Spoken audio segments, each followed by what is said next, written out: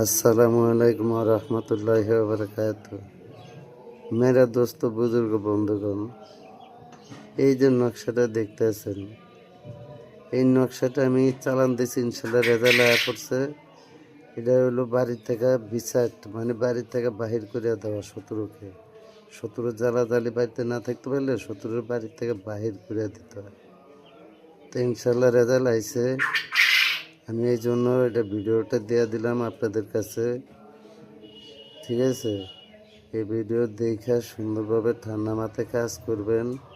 কিন্তু কোনো অসহায় লোকের উপর যদি কেউ এই নকশা চালান করেন, আল্লাহর গজব তার উপরে নাজিল হবে। আল্লাহর গজব তার উপরে নাজিল হবে। আমি সাবধান করে দিলাম। এই নকশা ওই লোকের উপর আমি যতগুলো নকশা দেব সব ভয়ঙ্কর, ঠিক আছে? কারণ এটা আমার গুরুবিদ্যা। সব ভয়ঙ্কর নকশা দেব, যে একজন লোকের ক্ষতি করতে গেলে যদি 1000 লোকের উপকার হয়, তাহলে আমি একজন লোকের ক্ষতি স্বাভাবিক করতে পারি। কিন্তু আবার আল্লাহর রহমতে সে যদি ভালো হয়ে যায়, তার কাটছিট করে দিলে 7 ঘাটের পানি দেয়া, 7 ঘাটের পুরানো পানি দেয়া, যে পানি ব্যবহার করা না করছে ওই পানি দিয়ে কাটছিট করে দিলে ইনশাল্লাহ উনি আবার সুস্থ হয়ে যাব।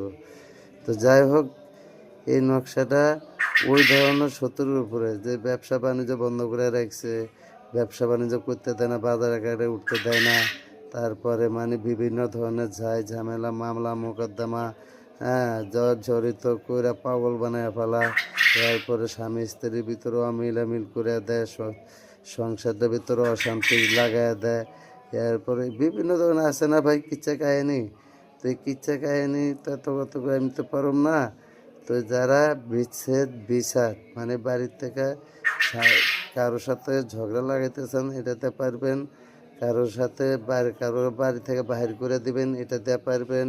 কারোর মায়েরা ফেলাতে পারবেন, এটা দিয়েই পারবেন। কিন্তু সিস্টেম আছে। তো আমি বিচারের ব্যাপারটা বলি। এই বিচারটা মানে বাড়ির থেকে বাহির করতে হলে এটা 11টা বানাইতে হবে। 11টা বানায় 11 দিন, যেমন আজকে শনিবার, এই শনিবার থেকে শুরু করবেন, শনি রবি সোম মঙ্গলবারে শেষ হয়ে যাব, ঠিক আছে? শেষ হয়ে গেলে এর ভিতরে খেলা দেখতে পাবেন আপনি সব কিছু, মানে কী বলে আপনি নিজেই দেখতে পাবেন। আমি আর কি কমু, কথাটা বুঝতে পারছি? তবে সাবধান, কোনো অসহায় লোকের উপরে এই কাজ করবেন না, বারবার বলি। তো এই নকশাটা আমি এখন আগুনে জ্বালায় দেবো, আপনারা দেখেন।